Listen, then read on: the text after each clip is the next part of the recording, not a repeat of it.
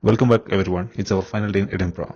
Today our first destination is Dean Village. To reach here we should take a bus from Princess Street and get down at Queensberry Street and walk for 7 minutes. It's a historical village which dates back to more than 800 years. It was a busy graining mill with over 11 water mills. The name Dean Village means village in a deep valley. It was once known as the Water of Leith village. The strong currents of the Water of Leith powered up the 11 mills of this village. It was the source of flour for Edinburgh. But when the Industrial Revolution sprouted, the larger and modern flour mills diminished the industrial prominence of this village. Gradually by 1960, the village started to face poverty and decay. In late 20th century, the massive restoration of historic architecture was carried out as a part of the urban regeneration.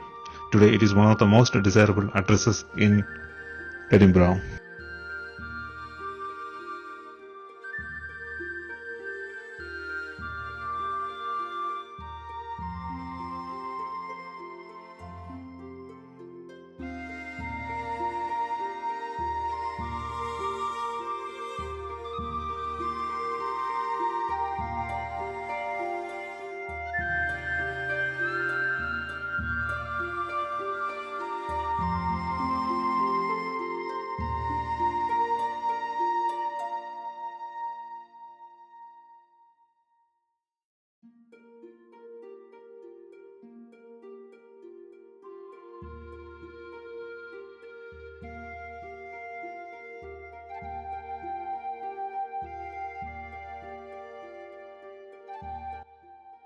Now we are back at the city of Edinburgh.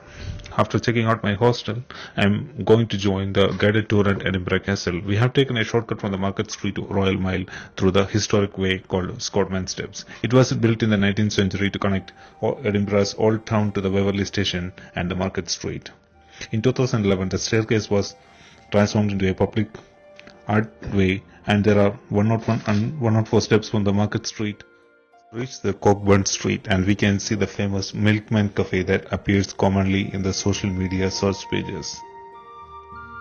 Now we are approaching the Edinburgh Castle for the guided tour. On my right hand side you can see a building which houses the Tartan Milling Museum and the Allied Saudi Shop. There are video restrictions during the guided tour.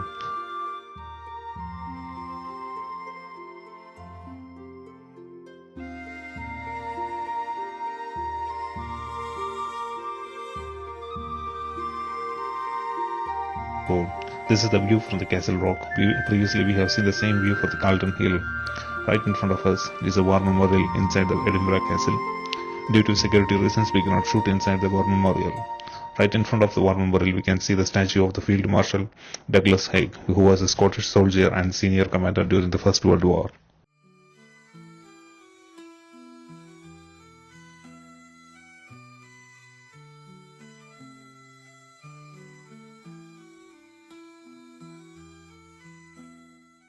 We are winding up the tour at Edinburgh Castle and moving to the next destination, that's Rosslyn Chapel.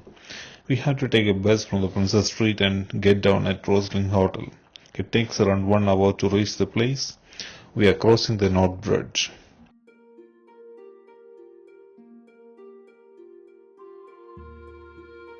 We have reached the outskirts of Edinburgh.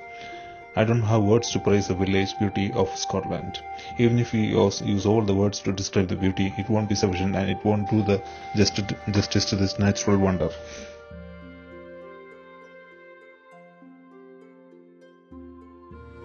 After a long journey, we are approaching our destination. When we look closer, we can notice that all the residential buildings are built using the stone, and all the buildings have the same theme and the structure, which gives a romantic beauty for this place.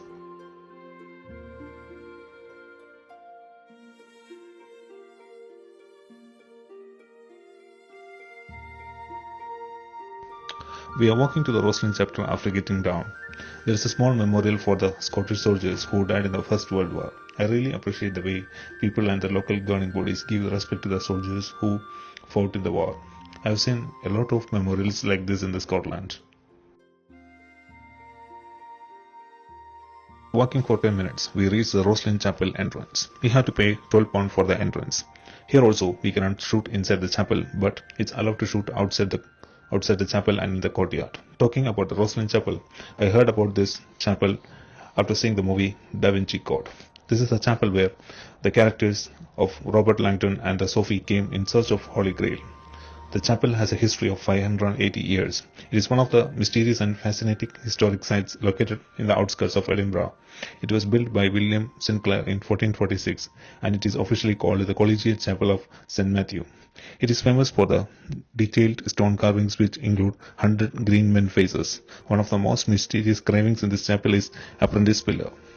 There are many other myths connecting to Knights Templar and Holy Grail and other hidden treasures in this chapel.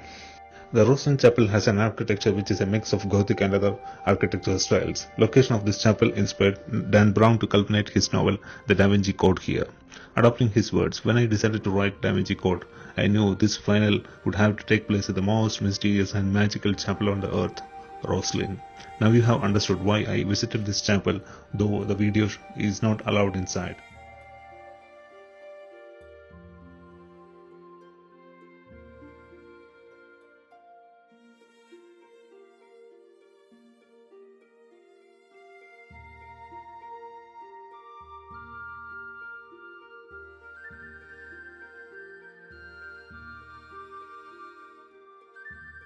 Thank you everyone for the support that you have given for my all the videos in Scotland. We are winding up this Scotland series here. Stay tuned for the future videos.